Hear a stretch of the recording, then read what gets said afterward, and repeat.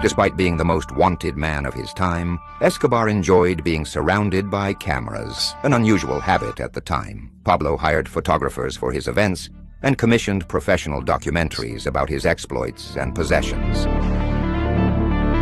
His men and their families kept video cameras handy to record everything they did, the luxuries that surrounded them, and the adventures they embarked on.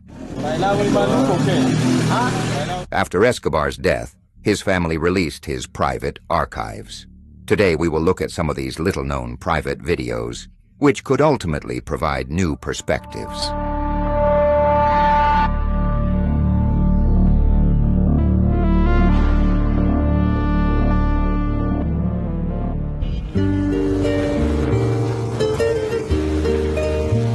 The first file we will see is a recording showing Escobar's family gathered in the La Paz neighborhood of Envigado when Escobar could still ride a motorcycle freely on the streets of Colombia. You can see his son Juan Pablo, who was 1 year old, his wife Maria Henao, and his brothers and cousins in the background. By 1978, Pablo Escobar had already entered organized crime and had just started to make a lot of money. He had already been arrested and released for being caught with 19 pounds of cocaine with his friends. But the family seemed happy as Pablo rode a motorcycle with his son. They had no idea that Escobar would become the biggest drug trafficker and criminal of the 20th century.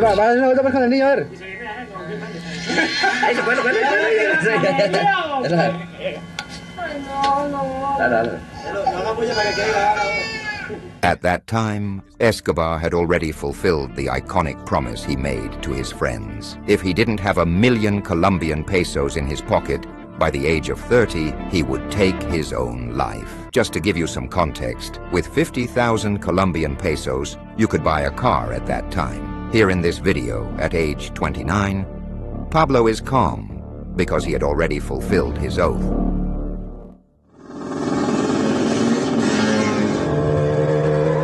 In the 1980s, motorcycles became weapons of war in Colombia thanks to Escobar, who equipped his men with the best motorcycles of the time and taught them how to use automatic weapons, resulting in a very effective form of crime. Escobar recruited young Colombians from the most disadvantaged neighborhoods and communities, gathered them together, and as can be seen in the following videos, gave each one a motorcycle to train them.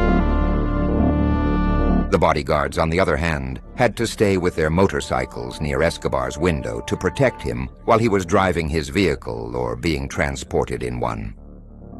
If the man on the motorcycle did not care about his own life, but only about protecting Escobar, he would be hired by him.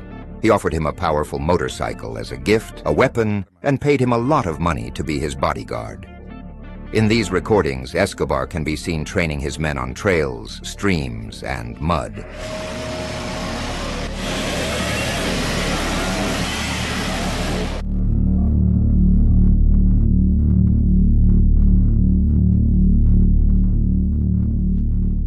Another related video shows Escobar's men preparing for a Colombian motorcycle race with Juan Pablo, his son.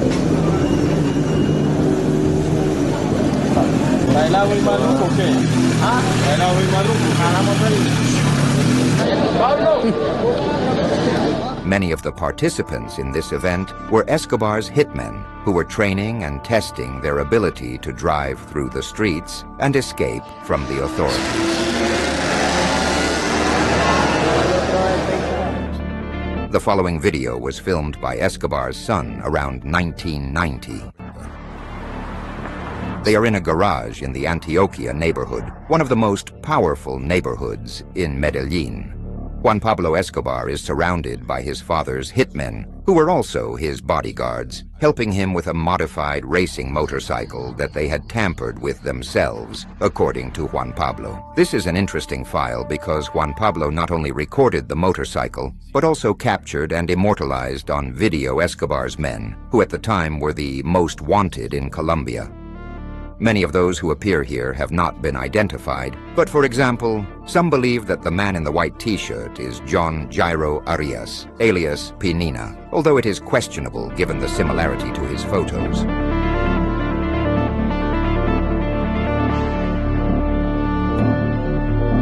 Giovanni Lopera, another of Escobar's most powerful hitmen, known for being a ruthless killer and one of the cartel's military and terrorist leaders, appeared uncomfortable in the video while being filmed. But Juan Pablo didn't care, as he was the boss's son, and no one could touch him.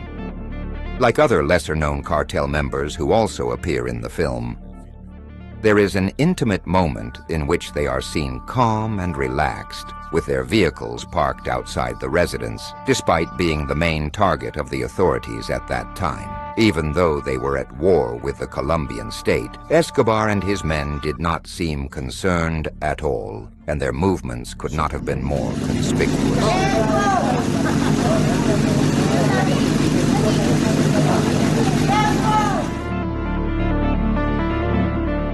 The following file shows Juan Pablo Escobar with his girlfriend and other family members visiting the United States in 1991.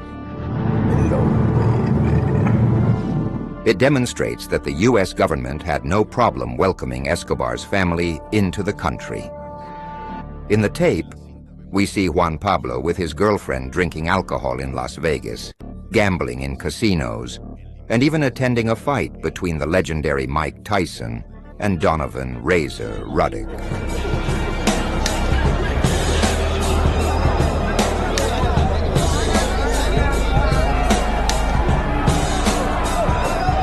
According to Juan Pablo, they had no problems with the U.S. authorities, despite the fact that his father was at war with the Colombian government in 1991.